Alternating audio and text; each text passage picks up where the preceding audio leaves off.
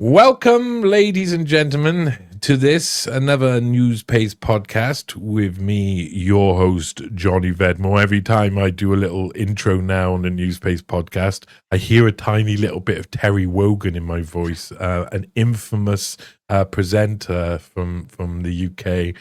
I hear a little bit of that low Terry Wogan tone come out now. Yeah. And that's from practice. And we were just talking about this before we come on. I'm here with Bradley Burlingame. Bradley B. What do you call yourself? The awake coach? How do you just Brad?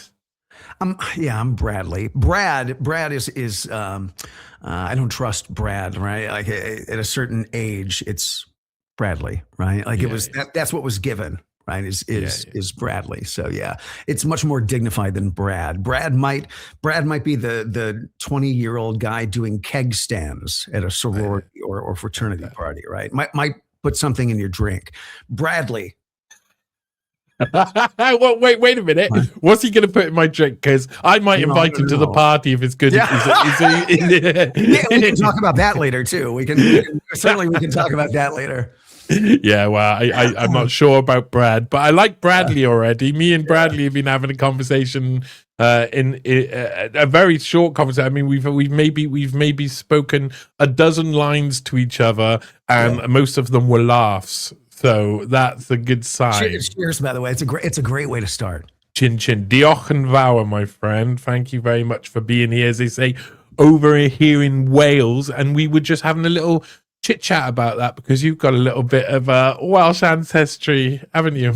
Yeah. 50% English, 50% Welsh. Oh God, that's a hard mix, though. Divided inside. Again, we're only good for just a couple of things, sir.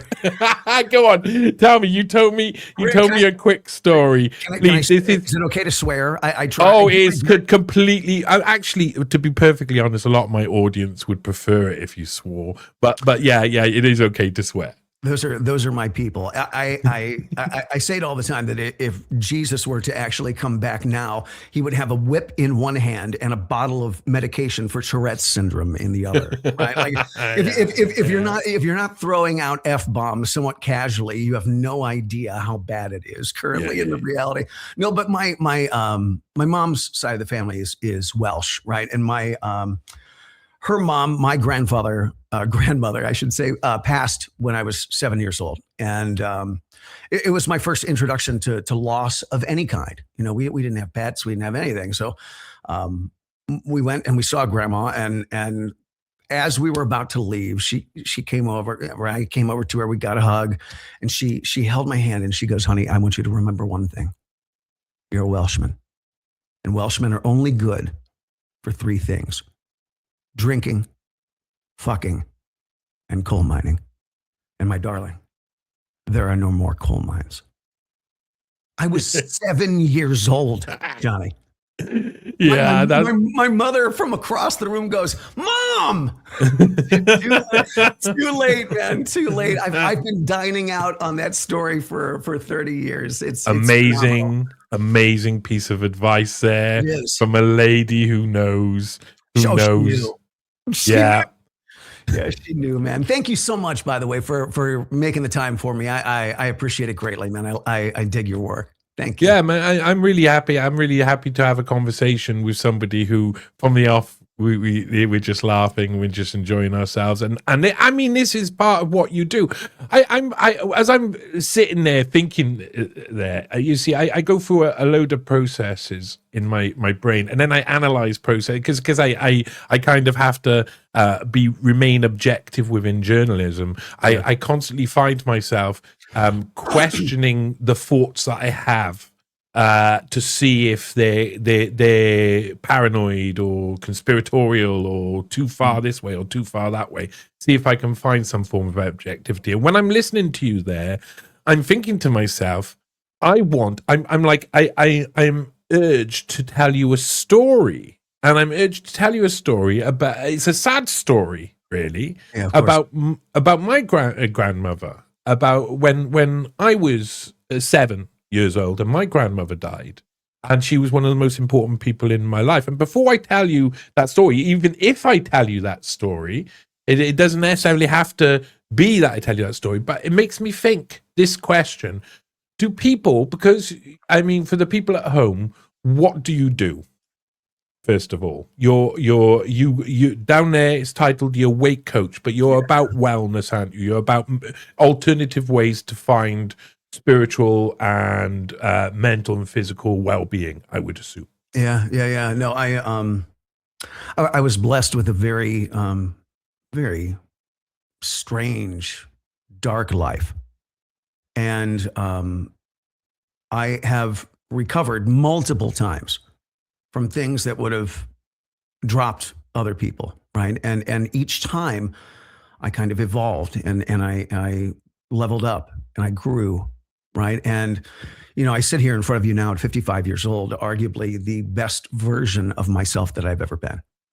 And when God, the universe, whatever you would like to call it, when it gives you challenges, God doesn't hate you, far from it, right? Like God is essentially trying to get you to raise your game, to transcend what you have been. Like we're not supposed to be static. We are supposed to change. I mean, that's what this reality is, man. It's based on constant change. And we can see with any kind of time behind us, we can see that the people who don't deal with this well don't deal with change well. And so that is the basis of my work. One of the taglines for the work is reinvention is possible. So like, what do you do when you have reached the end of a chapter in your life? When you go through a divorce, you get sick, you lose a parent, your career ends, or your career is ending. Like, how do you make that pivot? How do you make it swiftly, cleanly, without a bunch of drama, without a bunch of wasted time? How do you go from here to here? How do you do that? How do you reinvent yourself? And I love my work. You would be surprised, man, when you find the right person at the right time. So much of my work is timing. If you find the right person at the right time with the right perspective and you have the right conversations, you can get a lot done in a very short period of time. The Western therapy model wants you on the couch for years. Big recovery, AA and the like, and the rehab circuit. You have a lifetime subscription. There's no exit door there. You will always be, in their eyes, an addict.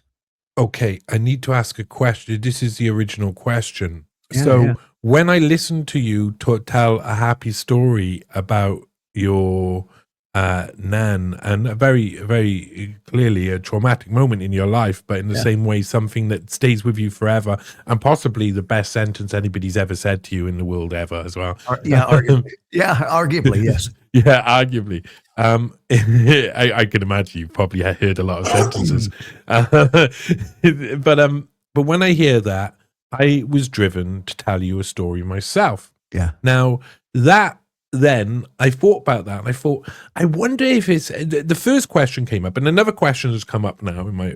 So the first question come to mind was, I wonder what a range of like other people see you as, obviously some form of psychotherapist, psychiatrist, psychologist, wellness coach, all built into one. They probably misconstrued what your goal is, because and this is the second part, they're naturally attracted or used to or programmed for that model that you're talking about there, the model where you're a lifetime subscriber to sitting down and telling everybody about the bad bits in your life with actually never getting over them or never finding a way or a solution for them. So I'm listening to you and I'm thinking to myself, I want to tell you a story that's from my life that makes me feel sad, and it feels like I felt from the very start that I was addicted to someone else hearing my problems. That I have that's part of my that's part of a program inside me that now, because of years of journalism and objectivity, I've had to question my own thought processes so much that I'm kind of looking at and thinking, okay, so what does that make you? Because the first question was, it makes you, you know, what you tell people you are is one thing.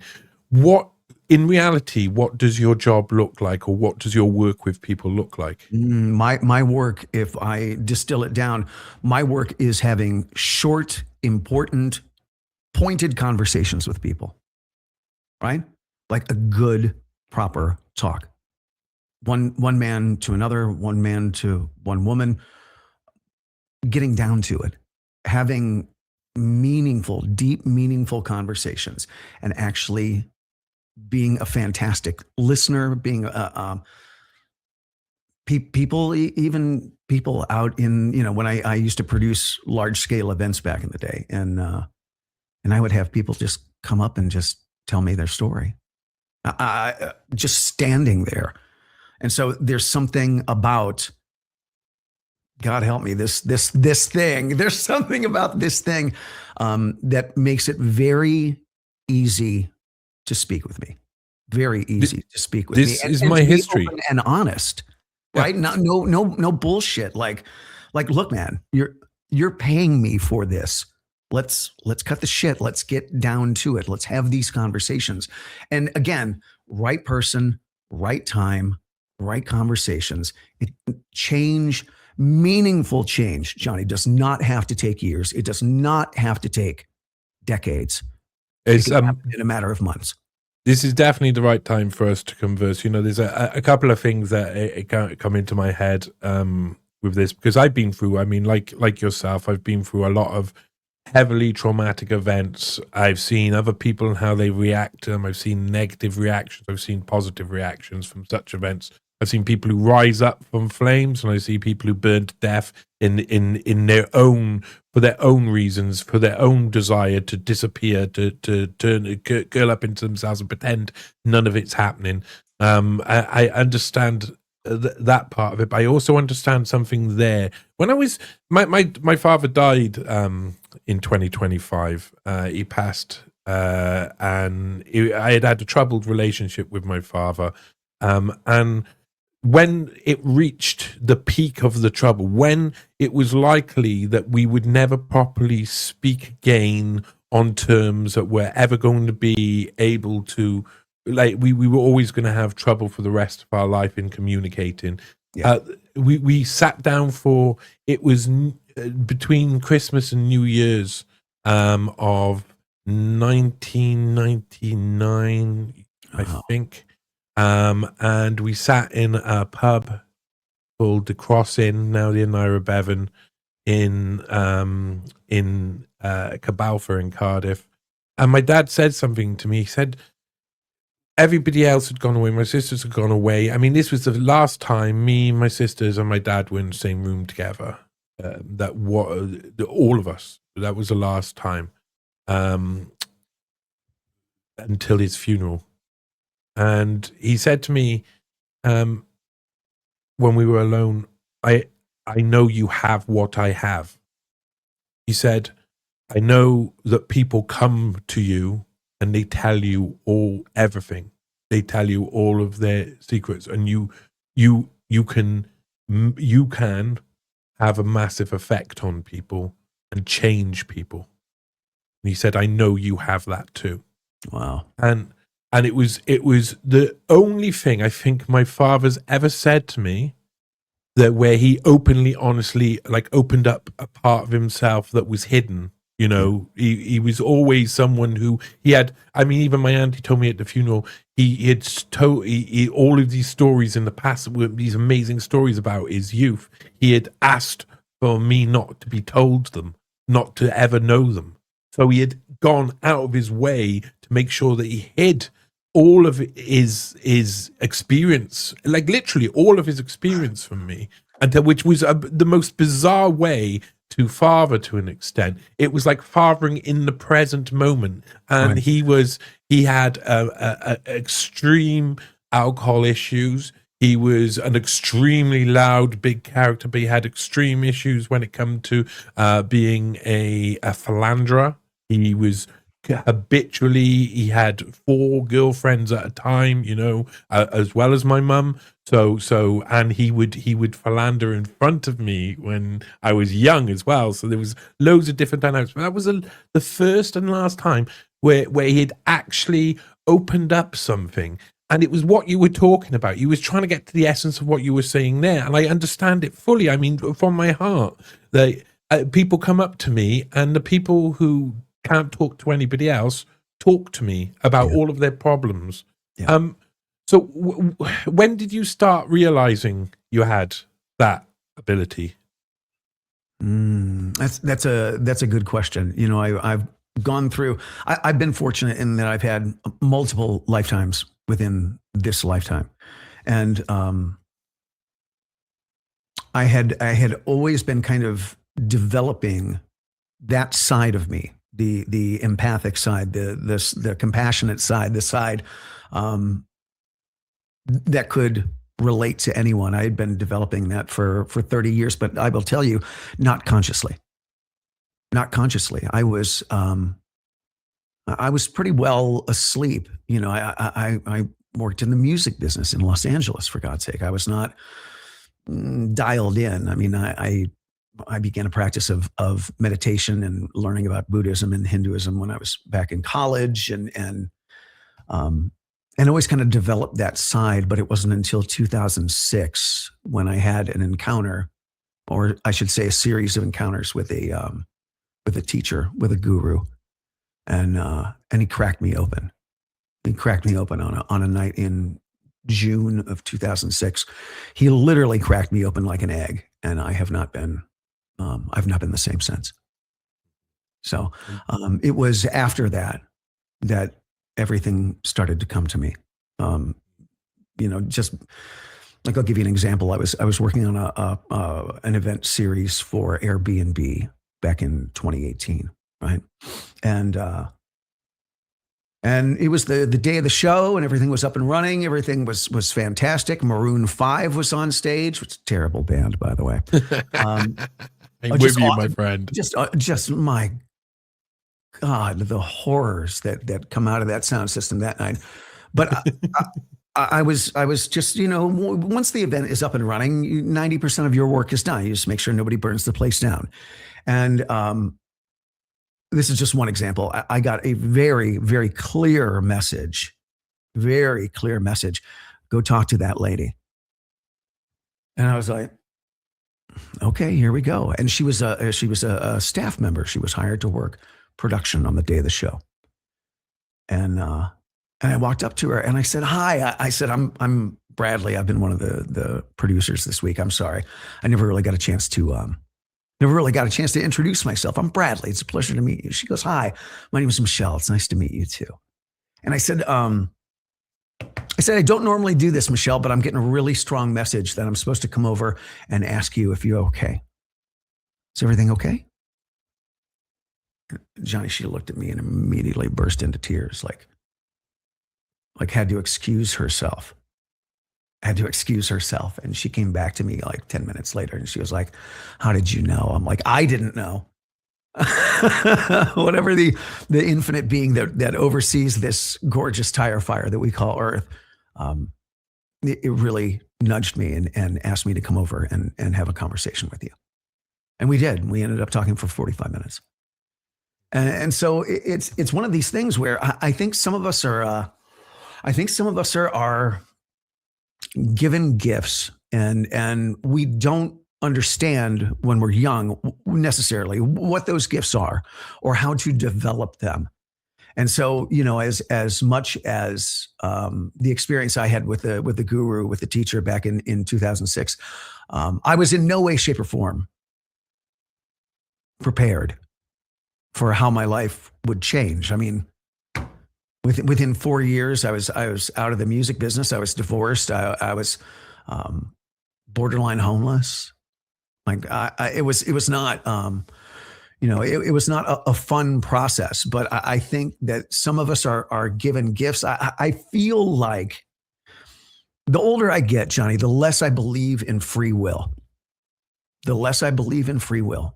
That all of this could be an infinite God expressing itself infinitely through every single human. Like, what if you knew, man? What if you knew that This is you really couldn't make a mistake? yeah. This That is everything was plotted out, and it's like a choose your own adventure story. Like, there are beats that you have to hit in this lifetime. There are contracts that must be fulfilled in this lifetime. I growl and grumble as you say this. I growl and grumble for my own. Like it's a weird reaction to have because It hits, though, doesn't it? because well, I am years ago. My young me would tell you strongly want to argue against it out of hubris, out of some form of belief that I knew better naturally. Like naturally, I knew better as a being, just a being as a creature, than everything else knew, and everything else knows everything. I mean, if you take the abundance of everything, every book, every molecule, every brain, it knows everything that there is to know. If you know every bit of space, it knows everything that there is to know. And for me, one creature who's walking amongst all of that everything, to think that I know everything is obviously hubris. It's obviously hubris. Looking back on it now, it's ridiculous. And as I've got older and older, I talk about this. It's hard for me to talk about it because I'm not sure where it goes on a spiritual context or even a religious context. Yeah. I've had a really hard time. That's one of my biggest problems with talking about what we're talking about here is defining it. And that comes from a sense of not wanting to lose people, not wanting it to be lost in translation, what I want to describe. But for people at home who haven't heard this, and for people who are just new to this podcast and new to my work, I described to people in about 2015, I went through a really, really negative mental health crisis. It had been building up for years. It had been a rolling ball. Everything else that was on top, it was always going to break at some point, and I really wanted to end it all. And I came to the end of a road.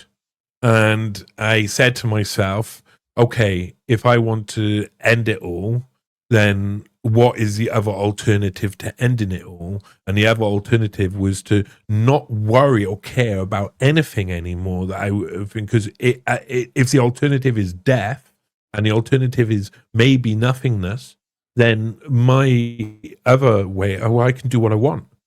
I'm already at this point a drug addict. I've already got down to the lowest of low. I'm on so many drugs I cannot even explain because I'm trying to burn myself out. I was really sad. Lots of my relationships were just really negative relationships with horrible people who I'd be attracted to being in a relationship with them so that they could hurt me and be horrible, so I could feel all of those feelings that I was used to feeling all throughout my life. So it was kind of there was a habitual feeling about all of it, not only the drugs, but the want for behavior and want for attention.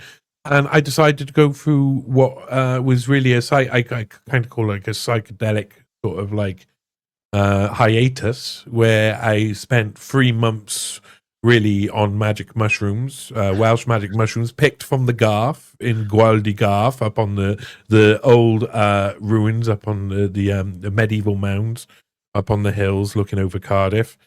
Walked up there, picked a load of mushrooms on mushroom season. It seemed like the season was meant to be that year. And I spent 3 months alone a lot of the time, meditating, thinking, talking to myself as a child, talking to the inner me, approaching every single hard thing that was in my brain and trying to find a way to communicate with it so I could come out the other side. And by the time I come out the other side, I could say it's 3 to 6 months because it was 3 months. Then it was another 3 odd months where I kind of like started to realize, okay, I need to focus in on how I use this and how I utilize this because now I no longer want to die. So I'd come from, that point, and now I'm like, okay, now I want to think about my health. I want to think about coming off drugs. I want to think about all of these things. And then it was a process of something which it's hard to describe how I got there because it was a series of events, but I describe it like this. It's a wave. There's a wave. It's a big universal wave. It already knows what you've got to do, and it will tell you what you've got to do. and everybody knows that wave exists for them. Everybody knows it's sitting there waiting for them to get on the wave.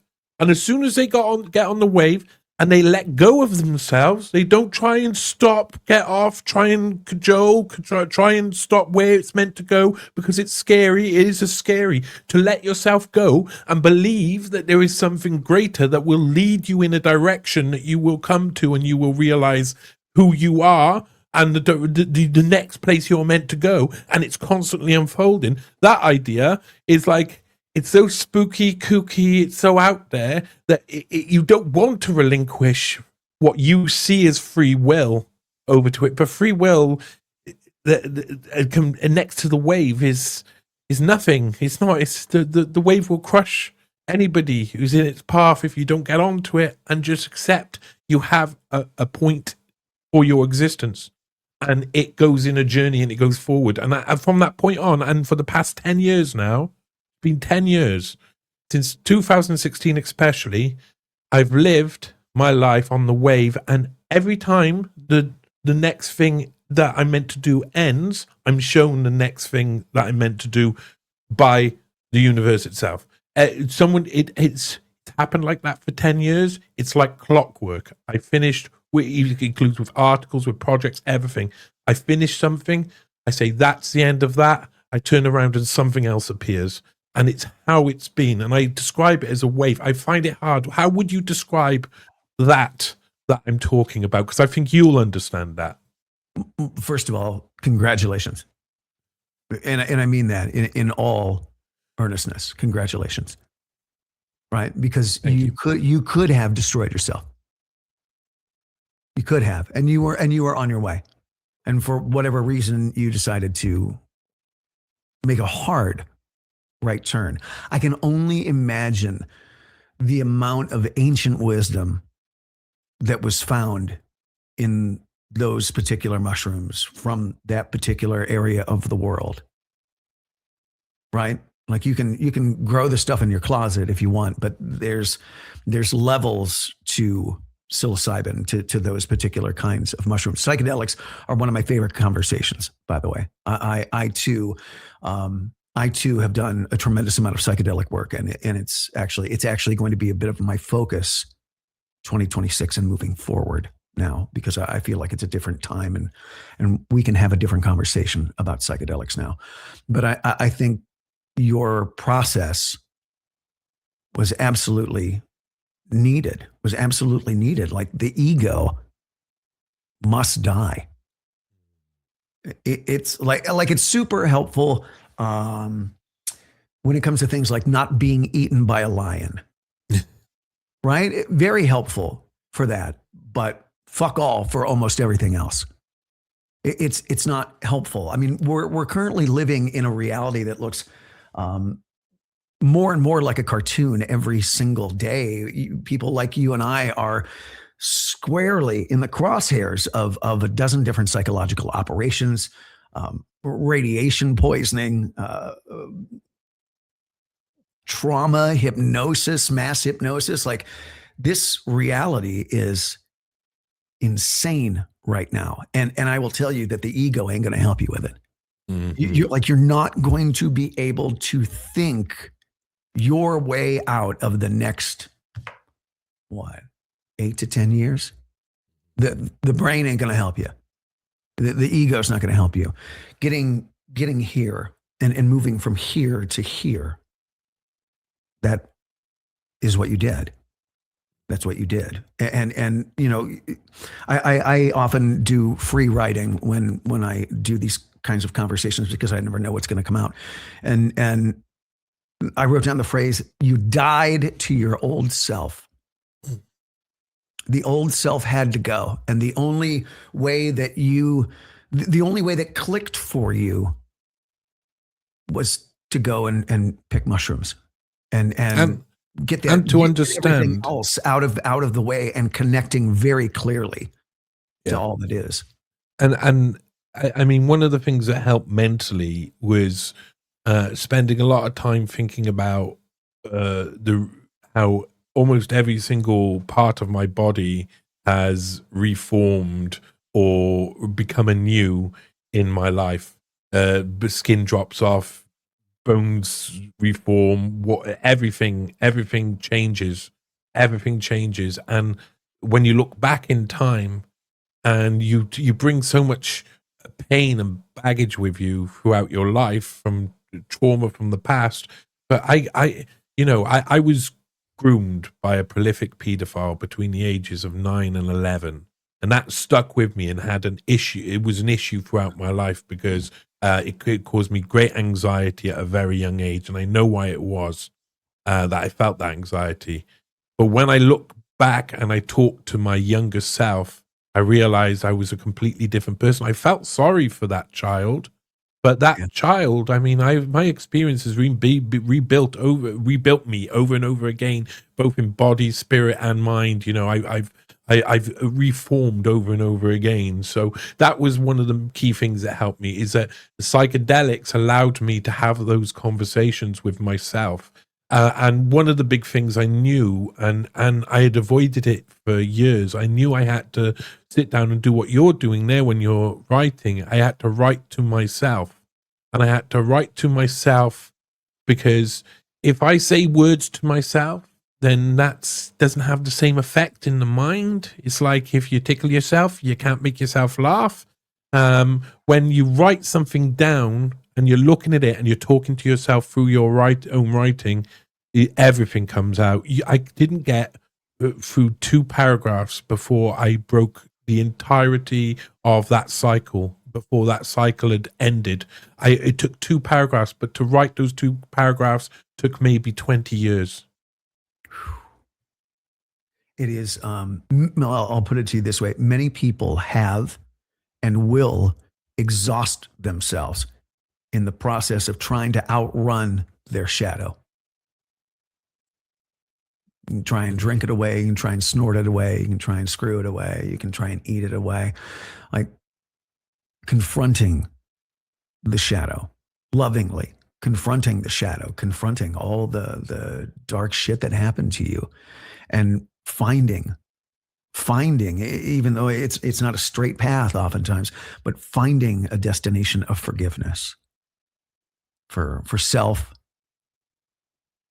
for our abusers.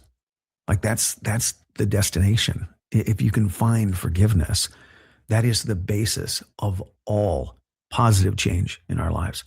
You have to let go. You have to let go.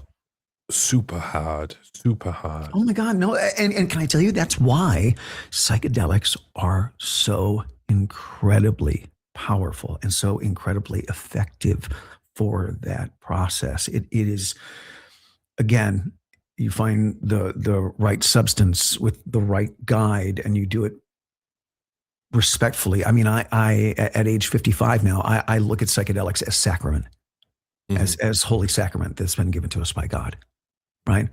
But there's this dramatic kind of cosmic reordering of things that happens with smart, well-informed, safely executed psychedelic work. There's such a massive reordering and a reprioritizing that happens. It is absolutely fascinating. What a great story, man. What a great story. It's hard to understand for people who may be afraid of what psychedelics brings, and for people who've had negative experience. I mean, my first experience on psychedelic was when I was 21. We went up picking mushrooms, and we didn't know how to actually make it, so we just brewed it into this big jelly-like stew. And what I did was take what Terence McKenna would call a super epic dose, heroic dose. Yes. It was just a load of sludge with mud in it, just right into the jellified, complete jellified. It was. I can't tell you, the experience I had was one of the most memorable of my life. Traumatic, lots of vomit. The person who had done it before came into at one point and looked at me and said, it's not meant to be like this. It's not Um, meant to be like this. And what a, then walked away again because he was in the same place I was. We went, because what you talk about there, having the right guide, having the right process, that put me off the idea of doing psychedelics for a long for time, I'm years. sure. Yeah, Yeah, it took a while and a fair few visits to Amsterdam to get over that. But the what I discovered later is that a lot of people have a hard time in jumping that gap, because psychedelics is basically a party drug. So when people get together and they want to do mushrooms together, or want to do acid together, they want to do some tripping together, they want to do it together, and you don't really learn much when you're a moment like that. Your mind is open to thinking and seeing things and observing things in a completely different way that allows you to approach things in your life and inside you that can really help you. A lot of the time when you do it with other people, you're watching someone hold a mug and go, "Oh my God, that's amazing," for an hour and a half. So you don't necessarily have that internal journey. And I had to have had those experiences before I could have an experience where I was like, I don't need anyone else around me, and I need to be able to do this myself. It takes a while to get there, is what I'm saying. Yeah, I mean that's the interesting, one of the interesting / fascinating parts of psychedelics. You can chew on a couple of mushrooms and go to an outdoor festival and have a lovely time. Have a lovely time. Lovely time. Lovely time. Maroon 5 would there, so it was even better. or you can, like I said, consider it sacrament. You can actually kind of turn it into a wonderful way to mainline God and get a lot of your personal bullshit out of the way. That's what it allows, and a lot of folks in Western medicine will call psychedelics a shortcut. Mm-hmm. What's wrong with a shortcut? Thank you. Whoa! I don't want to take the long way round everywhere. I don't know if that's it. I'd love to be as miserable as I can be for as long as I can be. Right? No, I don't want to shorten that at all. Yeah, and that's human. That's human. There's the resistance to actually mainline or whatever. Like, I mean that's a big word. That for a lot of my views as well. Some people know the esoteric sort of societies, cults, and clubs that have used psychedelics in what they would perceive and what we would also perceive as negative ways, or for self-indulgent purposes, or egotistical to actually produce the ego rather than to look at it and understand it and to drop it. So sorry, go on. Explain how you see it, because I'm still unable to actually vocalize it. Well, my brother, how are you? I mean, you talked earlier about finding it difficult to label yourself or compartmentalize yourself in terms of your spirituality or religion, like whatever it is, right? And when we're talking about God, or when we're talking about substances that allow us to access God in a different way, I mean, we are trying to describe the indescribable. We're trying to use English to try and put parameters around all that is. I mean, a fish doesn't understand that it's wet, and we don't understand that we're swimming in God. We're just red blood cells in the body of God. How do you describe that? How do you qualify that? How do you explain it to other people? And that's where religion is very helpful. Gives you the box, gives you the parameters. Do this, don't do that. Chase you round Rome. Sorry. Yeah. No, and this is the fascinating part, especially if you have an idea, or if you can see where all of this is going. Again, in the next 8 to 10 years, if you can see where all of this is going. Okay, no. Go ahead, please. No. Let's talk about that. Explain a little bit more about where this is all going, because I think that's a question on everybody's mind at the moment, because there's a lot of changes happening, Yeah. and we're going to need to be mentally and physically prepared for those changes. Yeah. And this is kind of one of the basis of my conversations right now is, oh God, terrible conversation for a cocktail party, but not everyone is going to make it. Not everyone is going to make it in the next 10 years with their head and their heart intact. They're just not. They're just not. Like the last 5 years were simply a warm up to get you acclimated to the rate of change that is coming in the next 5-10 years. Right? I mean, consider AI, blockchain, robotics. In 10 years, 40% of the jobs will be gone. I'm listening to conversations now. I'm listening. I'm deep. For the people who know my work, they know I'm deep into mapping out the training behind that, the world that is being created, the shape and the size of it, and it is hard to believe that they want to implement this within 5 to 10 years. They want it, but the technology and the exponential growth of technology is both fascinating and terrifying. And I look around and I see a lot of people, the people who bury their head in the sand. There will be no sand left anymore to bury your head in. The world will move so fast that it'll knock you straight out of the sand, leave you upright, and leave you shocked at what's going to go on. So no one gets out of this go around unscathed. Yeah. No one gets out of this particular lifetime unchanged. Like it's quite clearly the end of a very long chapter of humanity. You know, the Hindus call those periods of time, they call them yugas, Y-U-G-A, right? And we are at the end of a yuga. We are at the end of an epoch, and you have to assume that you're going to get in the next decade everything that comes along with the end of an age.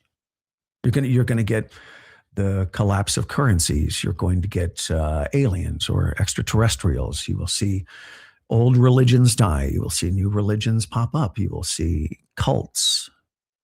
You will see cataclysms. You will see earth changes. You will see everything that goes along with this. You will see the end of the concept of work or a job.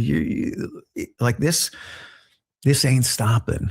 This ain't stopping. And the people that are going to do the best, there will be two groups. One, the people who have done the personal work or the soul work.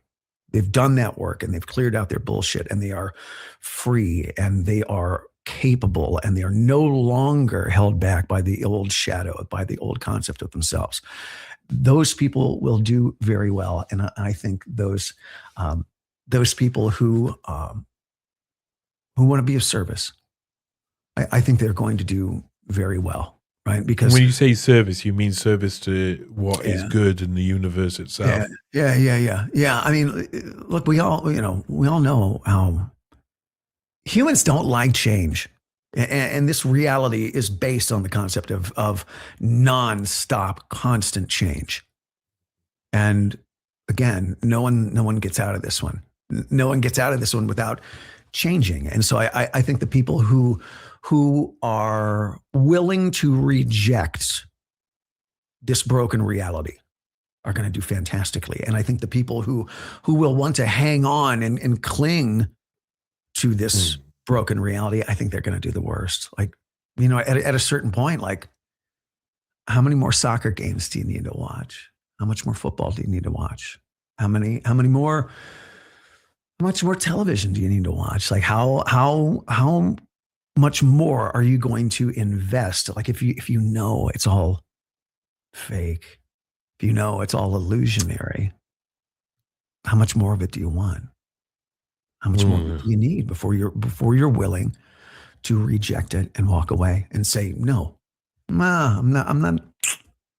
It's very interesting with all the fraud that's being uncovered, right, in the last 6 months here in the United States, just how much money laundering has been going on, how much theft, graft, you're actually starting to see people now saying, you know what, I'm not filing taxes next year. I'm not doing it. I'm not saying that anyone should screw with the IRS. They're I am. No, lovely, I'm joking. I'm joking. lovely group of people. I'm sure they're fine people. But this is the end. This is the end of something huge. This is the end of something huge. And you're either going to get on board and be like, you know what? I don't know, but I paid for this ride.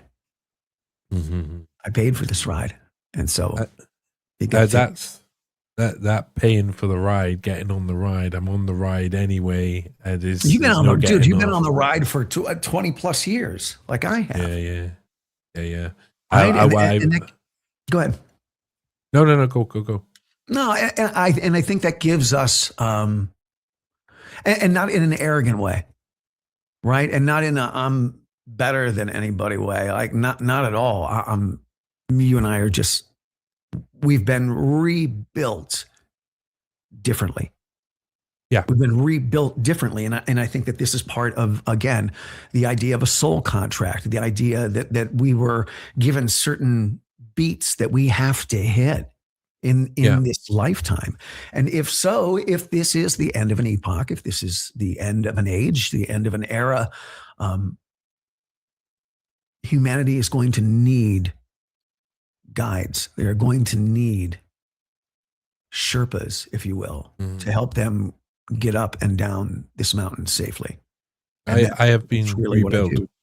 I've been rebuilt in a way, and I know what it, and I suppose the term guide can be applied to it, but I'm a relentlessly nice guide to people, even if they're not keen on me, and I often beat their unwillingness to be keen on me by just being nice and continuing, even when I don't necessarily get a nice response, to still be nice and still eventually people are beaten down by the fact that you're going around and you're doing something good.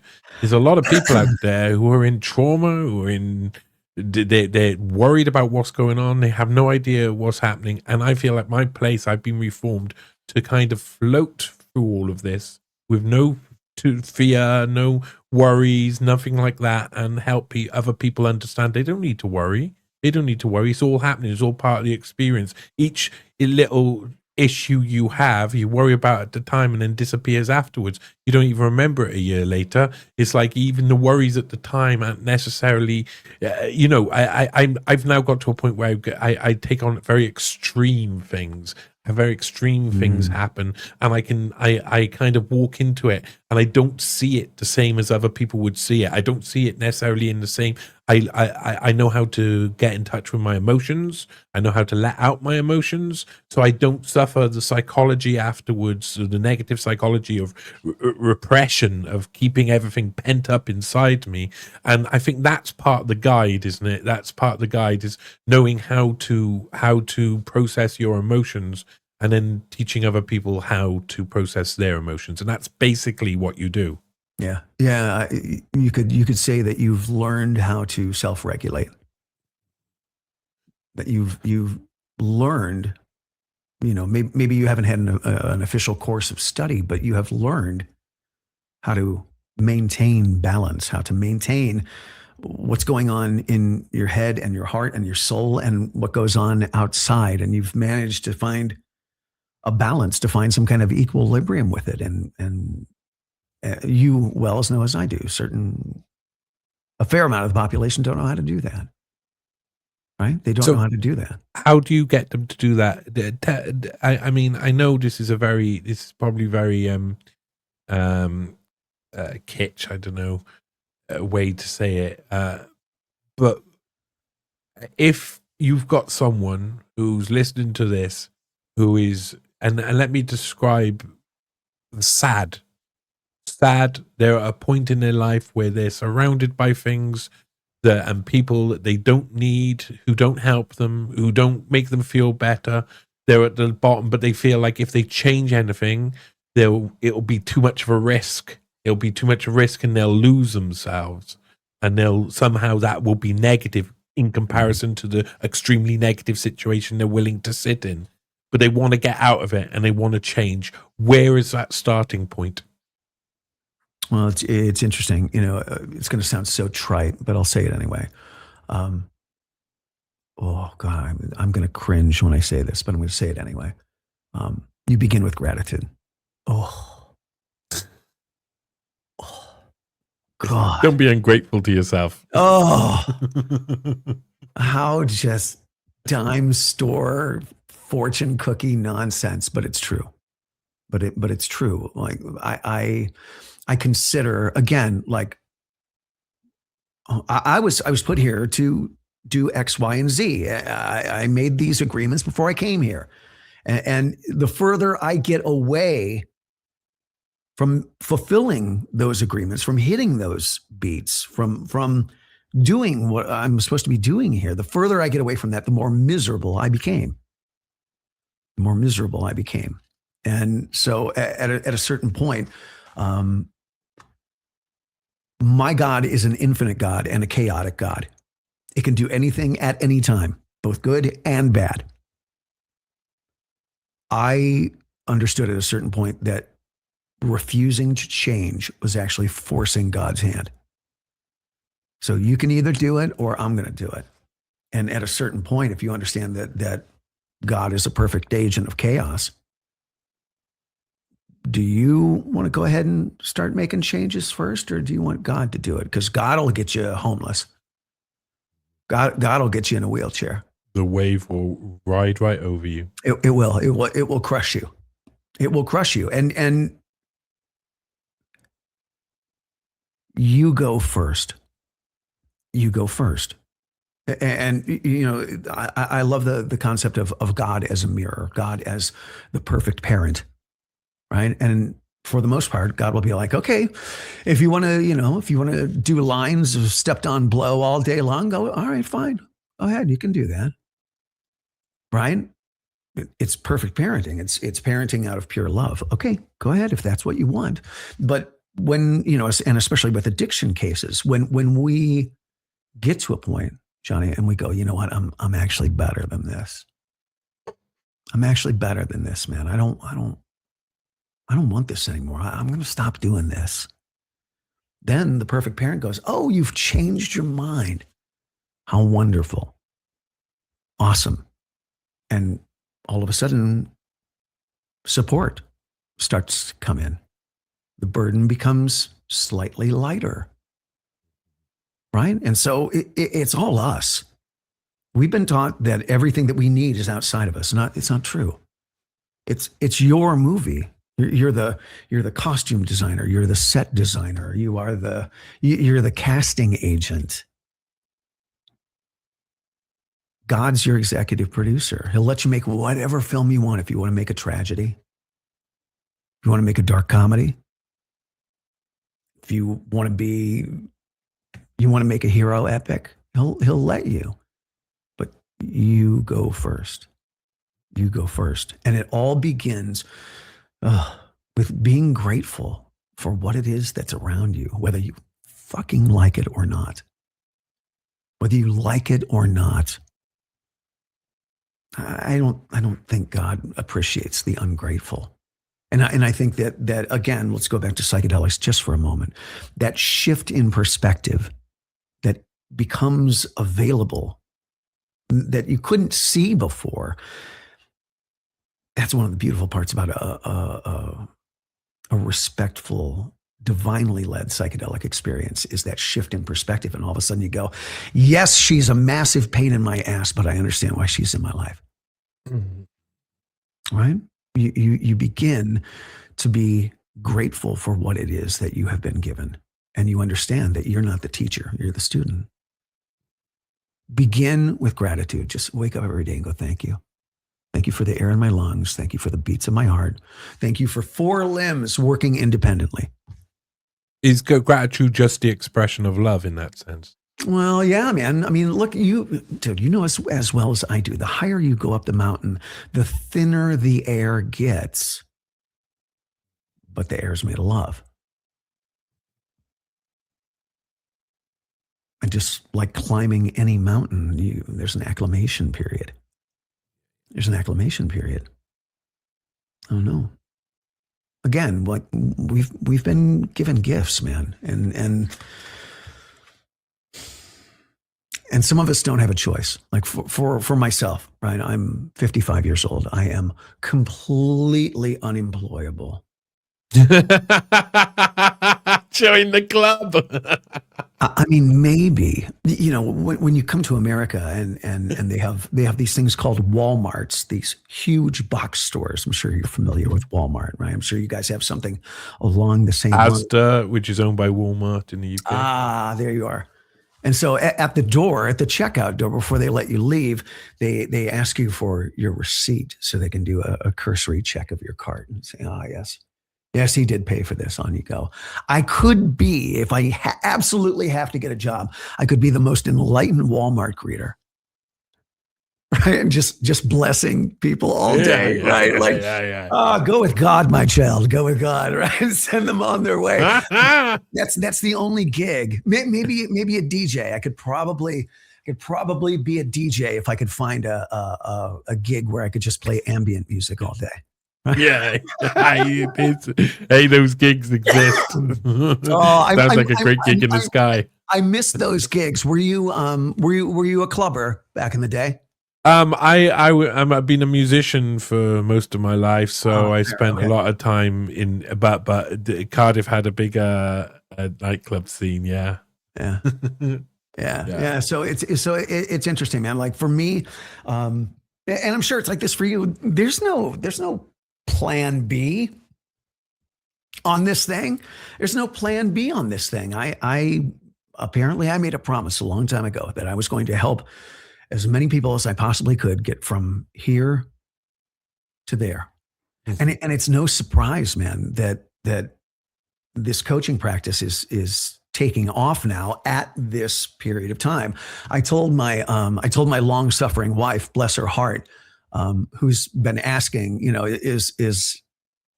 is this coaching thing gonna get big? Is it going to be able to sustain itself, et cetera, et cetera? And I told her many years ago, I said I was given the understanding that this coaching practice would take off proper as everything was falling apart. And I told her that 10 years ago, 12 years ago. and it's been a long road, but as you can clearly see, and as your viewers and listeners can clearly see, things are falling apart. Thank God. Thank God. I mean, when you get high enough above this, you see that the reality has basically been invented by and for psychopaths and their sociopathic minions. Right? Like this isn't, reality need not be a waking horror movie. It doesn't need to be like this. And, frankly, man, that's why this awakening process has taken so long. What do you do when you have a cruise ship with 8 billion people on it going 120 knots in the wrong direction? Like, how do you turn this ship around without capsizing and killing 5 billion people? Well, the answer is slowly and carefully. And that's what we're in. That's why, I mean, honestly, I've been in this kind of global patriot movement since 2015. And had they told us that this process was going to take 15 years, 20 years, by the time it was all said and done, none of us would have signed up for this. None of us. We would have been like, no, that's fine. Thank you. You guys, good luck with everything. We wouldn't have done it. But I often use the analogy. It's almost like Richard Dreyfuss in Close Encounters of the Third Kind. Like, you don't even understand why you're doing what you're doing. You just feel compelled. Yeah. You just feel driven. Like, all of a sudden you've pulled all the shrubs from outside of your house into your kitchen, and you're building a replica of Devil's Tower in your kitchen. Right. And it doesn't make any sense. Honestly, dude, I was working in the music business in Los Angeles. If you would have told me 15 years ago that I would find myself where I'm at, doing what I'm doing, I would have told you were nuts. Mhm. I told you were nuts, but no, again, apparently I got contracts to fulfill, man. And this is why I do what I do. I Because gotta, there is no choice. yeah. Listening to you is very interesting. I mean, it makes me, of course, examine my own journey as well, especially within this. Because I mean, right at the start, I know friends of mine. When I wrote my first when I first ever wrote my first ever piece of investigative journalism, and I released it, it by the time at one point 20 something thousand people had read it, and I couldn't really believe it was that. I couldn't even process, oh, that's a lot of people suddenly reading my first ever piece of proper investigative journalism, not only reading it, sharing it around and being really excited about it, really. And I didn't understand that. And a couple of articles on, I wrote a really fantastic piece. It was about Theresa May's father. Theresa May was Prime Minister of the UK. She was just going in against elections. It was 4 days till the elections, and I released this article about how her father worked with one of the most famous serial killers of all time in Eastbourne Hospital, Dr. John Bodkin Adams, who killed over 130 of his patients by lethal injection, and getting them to hand over all of their belongings in their will to him just before he did it. And he did this over 130 times at Eastbourne Hospital. What a monster. Yeah, complete. And got away with it. They covered it up to protect the NHS. They gave him a slap on the wrist for filling out false prescriptions. He's now seen as probably you could say the most successful serial killer of all times, because within 10 years, he was back practicing medicine again. So that's how he killed 130 people, over 130 people, got caught and did that. And he was the chaplain of Eastbourne Hospital at the time, was Theresa May's father, and he was given promotion afterwards, after the cover-up happened. And obviously all of the people in the hospital were given. So I wrote this piece of investigative journalism that even I was super impressed with. And 250,000 people read it in the first day, and it was not out on any big platforms or anything. It was just me putting it up on a platform where you could put it up yourself. And so I realized, this thing, and I turned around to a friend of mine and I said to him, I'm a journalist. I'm a journalist. And he said, no, you're not. And I realized that it was the perception of other people that I was going to be fighting against. If I knew what I was, I already knew the path I was on, and I'd already got given it, and I already knew what I was good at, and I understood that it was me, but the people around me were telling me it wasn't so. The people around me couldn't, especially some of the more negative ones, couldn't control it, couldn't have a part of it, couldn't get involved in it so that they could do something with it. They didn't understand it because it was mine. It was something that was definitely for me, so for me to do. I felt it, and I felt it, and a lot of people told me that it just wasn't true. And now 10 years later, I can tell you, I might not be successfully wealthy to a degree, but the level of my work has increased and increased, and I'm very proud that I'm an investigative journalist, and not just any old investigator. I work really hard with my articles. I put in a lot of time. Some of my articles take 5-6 years to finish in totality. And so I still hear that echo of hearing people at the start telling me I wasn't what I am. And I think part of the thing is not allowing other people to define who you are. You must define it yourself, and you must understand who you are yourself before you can go and start telling people who you are. And when you do, the majority of people will say, no, you're not, because they cannot come out of their world. They have to have this reality that means that everything is at this level or this level, and they can compete with it naturally without doing anything, without putting in any hard work or anything. And that's ego. That's a reflection of the ego, I think. And the when someone finds their place in the world, when you, the listener at home, find your place in the world and what you're meant to do, you will find that it will hurt other people's ego around you, that you have found yourself. Would you? That's, yeah, I'm not sure where to go with that. Oh no, I do actually. This is again. It's why I take notes, right? It's why I take notes. Seeking validation outside of yourself is one of the most difficult habits to break.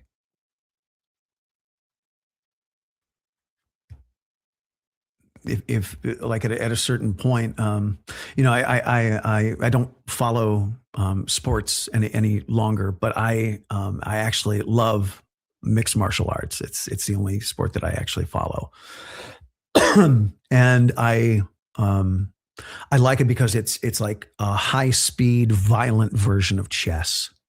Yeah. Right. It's multidisciplinary. It's, these guys will go to Thailand and study with masters there for 4 years. They'll come back and they'll, they were a Division I wrestling champion.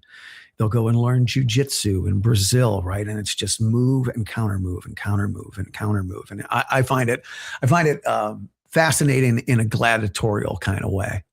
And I heard something brilliant from an MMA fighter, and he said, you have to be completely delusional to do what I do. You have to be insane. You have to have such a ludicrous level of self-belief to do what I do, to walk into a cage, lock the door behind you and go, I'm going to knock you out. Like it takes that level of self-delusion to break out of this construct, of this box that they put you in at birth. I mean, at what point do you stop asking? Like, I learned a long time ago that if you want to try and achieve extraordinary status, if you want to try and achieve the highest level that you can possibly achieve in this lifetime, stop asking advice from average people. Oh, it sounds so terrible. I'm sure I sound like such a pompous ass. But you want to be average? Ask average people their opinions. Ask them for advice. Totally. Do you spend a lot of time by yourself? Me? Yeah. No. Barely any time by myself. To be honest, most of my time. No, yeah. I used to. But I have a very strong community. I like to be involved in my community. I have a little dog who needs to go out a lot. I like that. And I love meeting people, talking with people. And I kind of learned how to do my work and my writing, my research, my uploading shows and stuff in local cafes while I'm surrounded by people who see me regularly. So I have constant conversations all throughout the day, and I meet loads of different people and have lots of, it's very interesting. You meet you learn that all of the answers are actually on your doorstep. Yeah. Yeah. No, that's amazing. That's great, man. And, a lot of people who have gone through a series of awakening processes tend to want to isolate themselves. Right. I mean, there's COVID stopped me doing that. COVID, because I had to go, because it was also insane outside. I had to go and start having conversations with people. And for that, we all needed to be friends. The community was so broken. Everybody needed to be friends. I spent a lot of time out in the park near my house with my dog, talking with every single person, and ending up with like benches full of people standing around with all of their dogs, all having conversations about it. And like the community kind of went through the whole process together in many different ways. So everybody was at different levels. It's not like the hard conversations could be had because we were all friends, and we could all leave the park. What a blessing. That's fantastic, man. Yeah, you're very fortunate. But that comes with work. That comes with going out and sitting down and speaking with people and getting to know them. And then when another person comes along, introducing those people together and making sure that they bond in some way. And that's what I do a lot within my community, is I help, and I know other people within my community who do that. They help other people bond so that we're much stronger when crisis hits, and we need more of that right now than ever before. Yeah. And I've gone 5 years ago, the stuff that I write about and the stuff that I talked about, I was shouted at on the street at times. I was called all sorts of names. I was told I was the most evil person around on many different occasions for reporting on things that were necessary to report on, including the Epstein case and things like this. And now people stop and ask me about the most controversial stuff and want to know more and want information. So, you develop trust over time, and you don't lose that trust because you try and be honest at all times. That's what the process is, I think. Yeah. It's actually nice to have some company, right? It's nice to have some company now. I've been I've been ruining conversations and birthday parties and holidays. I've been ruining them for 20 years, 20 plus years, trying to get people to begin to see what I could see. Right. And now, as it turns out, a lot more people can see what we've been shown and what we understand. Right. It's fascinating. I mean, if you go back to the origin of the phrase Great Awakening, it goes back to the 1740s, and it goes back to two core concepts. These Great Awakening periods have happened throughout history, and the end result is two things: revolution and a revival back to God. Kind of feels like that's where we're at. The revolution has well begun. The revolution has well begun. We just can't see where it's all going. And I do. You say it's not being televised. Yeah, Gil Scott, right? No, I could pour one out for Gil Scott here in respect. Yeah. Why not? But yeah, I think that's what you're seeing. Right? I think that's what you're seeing is the blinders are finally starting to come off people, and it's fascinating. I started this awake coach, or Great Awake Coach concept in 2018. I started posting as Great Awake Coach because I could see it so very clearly. I was, during meditation sessions, I was shown the death of Disney. I was shown the death of the dollar. I was shown the demise of Hollywood, of corporate Hollywood. I was shown all these things, brother, like 10, 12 years before they started to happen. And I started to post as Great Awake Coach in 2018, in June of 2018, because I knew what was coming. And I was like, oh, people are going to be broken. People are going to be lost. They are going to need someone to help them.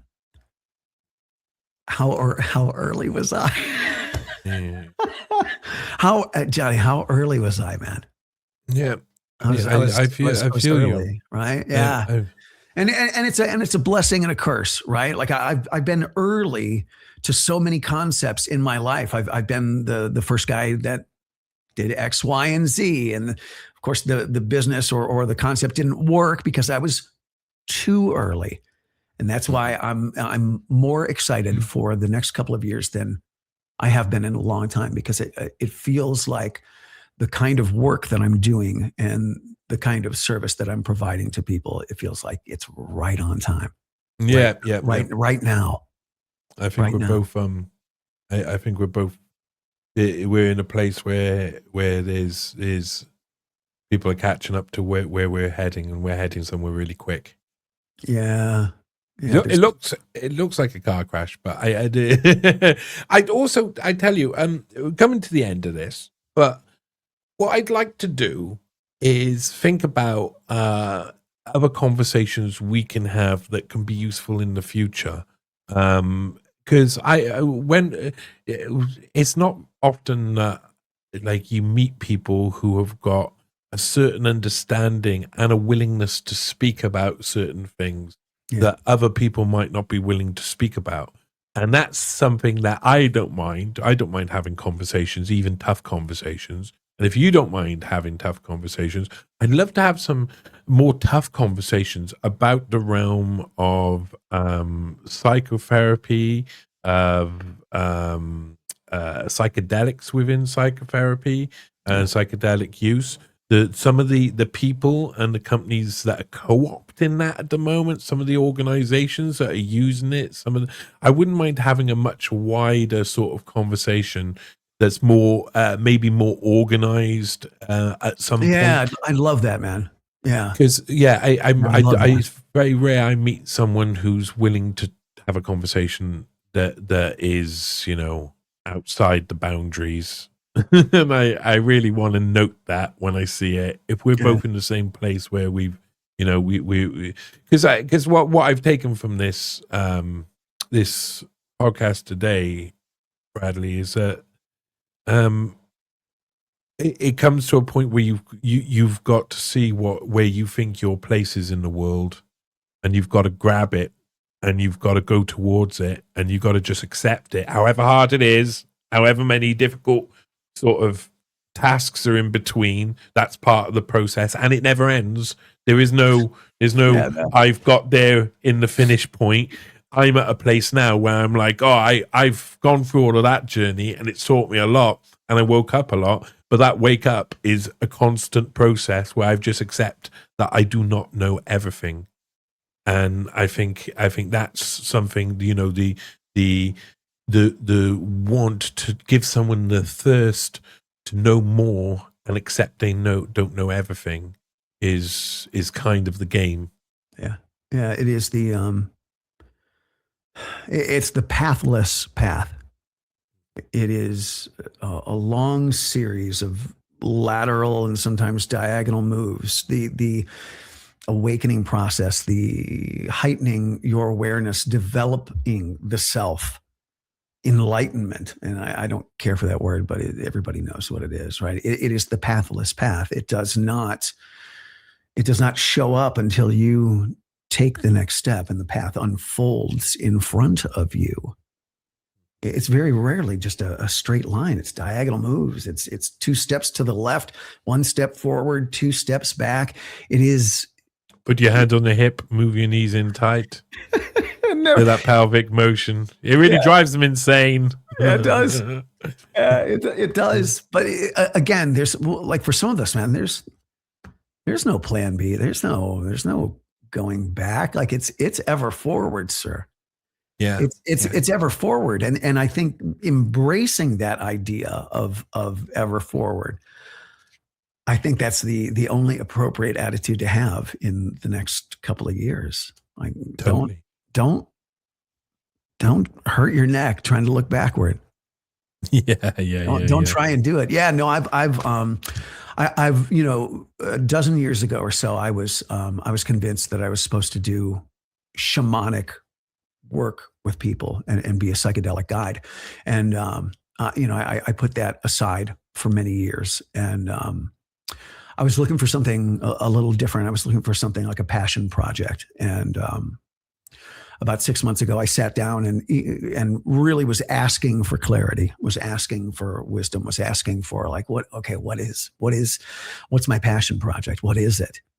And the phrase, the psychedelic conservative, was given to me. And I was like, that makes zero sense. But I will tell you, I've created a blog. It's called The Psychedelic Conservative. It's over on Substack. And it is honest, open, adult conversations about God, government, and drugs. Oh, my Lord. I know a man called Jay Fratt who goes by the name The Conservative Hippie. Maybe we should. He's from around your way as well. He's from around your way, I think. Maybe we should have a conversation, Shane. I don't only think you should have a conversation. I think you'd have a great conversation. Yeah, Jay Pratt. You should have a look on the if you type in NEWSPASTE podcast. If you type in Jay Pratt, he's been on. That's wonderful. He is a lovely. He thinks differently than everybody else. And I think, yeah, the psychedelic conservative and the conservative hippie should sit down together and have a conversation. I would love to see that. And he is one of the nicest. He thinks about everything in a much different way. I think you would get on very well with him. And I think that element is there. You know, is people are trying to understand where you stand on in the political spiritual realm, the spiritual political realm. It's a strange thing, isn't it? Because your spirit has views too. But I think the time of the ballot boxes as we know them is almost over. Yeah, I think there's a new era coming, and it's going to be hard for a lot of us to understand what our place is in it.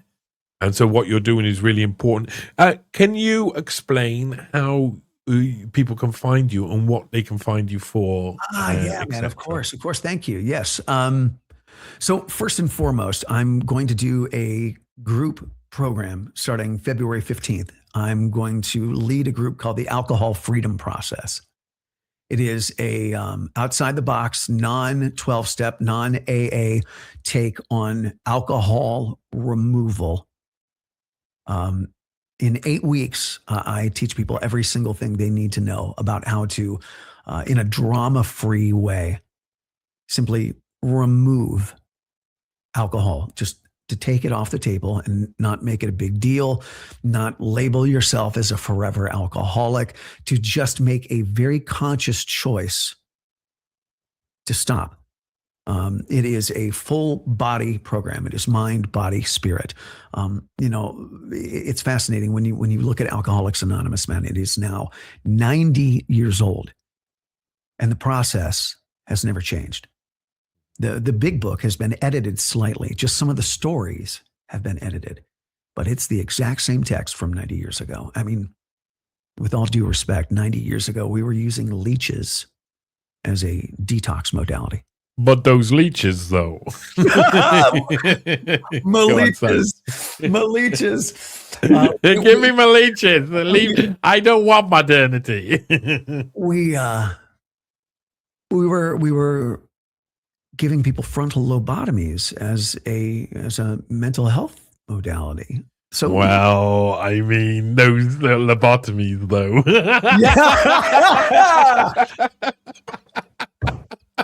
You are making a strong case. Yes, I know. Sorry, yes. Go on. Now that I think about it, I'm like, Yeah, well, I mean, it could be I'm just saying that I'm looking on my death's doom scroll on X, and I'm thinking, ooh, there's a candidate for lobotomies. Ooh, a candidate for lobotomies. No, I'm not. Oh, it's funny. I'm just playing. I'm playing. No to lobotomies is actually a T-shirt I own. Yes, yeah. Well, please, we're not suggesting at all that you should go out and get lobotomies. No to lobotomies. Except ... Yeah. Break glass in case of lobotomies. But yeah, sorry, we it's been the same way for a long time. Yeah, for 90 years, and when you have an understanding of just how the Rockefeller Foundation took over Western medicine in the early 1900s, it's important to understand that the Rockefeller Foundation actually funded AA, and that in a way, it became an extension of Rockefeller medicine. It's not designed to get you well and to have you move on. So it's designed to keep. I don't know a lot of stupid addicts. I know a lot of burdened, broken, but brilliant people that have hooks or attachments that they can't get rid of, right? Like I don't know stupid addicts. I know burdened, broken people. It's not designed, AA and the rehab construct is not there to heal you. It is not there to fix you. And it makes you weak and needy. All they do, honestly, is they replace booze with meetings and outdated step work. And so I don't teach that. I teach people how to detoxify themselves, how to reduce inflammation. I teach them how to replenish the brain with amino acids and B vitamins. I teach them how to eat again. I teach them how to set up new schedules, new habits, new routines. Like, again, like we began this conversation by saying that reinvention is possible. Change does not have to take decades. If you have the right person at the right time and you give them the right information and you present that information in a way that is accessible, that is digestible and understandable, you can change your life in a very short period of time. It does not need to take as long as the therapists, the shrinks, the 12-step counselors. It doesn't take that long, brother. It doesn't have to. It's a new time. It's a new time. And so that cohort begins on February 15th. You can visit alcoholfreedomprocess.com. It is free for military veterans. Free for military veterans. I have about 15 spaces for vets. I'm going to give it away to them for free. For everyone else, it is so ridiculously cheap. I've made it so almost no one has the excuse of, oh, it's too expensive. I've made it so cheap. My accountant called me. He called me and he was like, look, man, are you sure? Look, man, you're making me drink. Yeah. It got so stressful now. I've become an alcoholic. So if you the one-on-one coaching I do through theawakecoach.com. theawakecoach.com. It's a very easy to digest one-page website that gives you an idea of how I work, why I work, and who I work best with. That is theawakecoach.com. If you would like to schedule an introduction call to speak with me, you're more than welcome to do so. And finally, the new blog is The Psychedelic Conservative over on Substack. And it ain't the 60s anymore, brother. It ain't Woodstock. Like, everything about the reality is different. And I feel like people, especially people in the conservative movement or the truther movement, I feel like we're finally ready to have a grown-up, non-hysterical, pearl-clutching conversation about what can happen when we use psychedelics in a divinely led, smart, safe way. And that's my passion project right now, man. I've had a difficult time. You say that some of your articles take years to write. I've had a very difficult time during these last 8 years with the Awake Coach, trying to come up with content that really hits with me enough to put it out into the world. Funnily enough, I currently have 33 articles sitting in queue, waiting to be published for the Psychedelic Conservative. I could write about it all day long. I could talk to people about it all day long. It's very interesting. I actually have clients now. Showing up and go, let's talk about psychedelics. Let's talk about how psychedelics could help me. And dare I say, I think it's important to end this by saying, all of these are highly illegal. They are Schedule I drugs, and I am not encouraging anyone in any way to break any kind of laws. Oh, I might be. No, I'm not. I gotta say it, right? Like I'm not a no, shaman. I know. Do it. I'm not a priest. Do it. We don't want you doing bad things, but those drugs, though. Them drugs, though. I'm sorry. Oh, no, I can't help it. No, it's fine. It's important for people to do it responsibly in the way that they feel comfortable with. That's a fact. Yeah, and so dare I say, I think that I think that we are in the third wave of psychedelics, and I think that there has been enough. There's been enough studies. I just back in September, I read a study regarding psilocybin and longevity. Now, mind you, we're not rats, we're not mice, and that's what the study was done on. But they showed that low dose, somewhat regular bumps of psilocybin were extending the life process of these rats and mice by 40%. By 40%. Mm-hmm. So it's time. Yeah, it's almost time, brother.